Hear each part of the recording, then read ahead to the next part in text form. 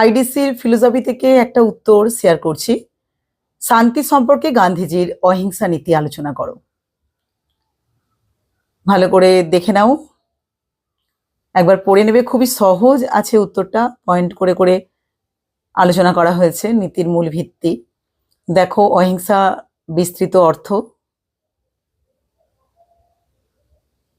সত্যাগ্রহ, খুবই সহজ করে লেখা। নেক্সট যে পয়েন্টটা সেটা হলো দেখো, আত্মনিয়ন্ত্রণ ও আত্মশুদ্ধি,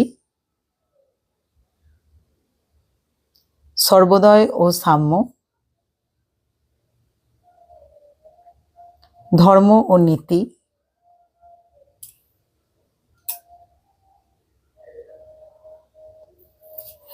দেখো একটা লাস্টে একটা কনক্লুশন করে দেয়া হয়েছে, খুবই সহজ করে লেখা।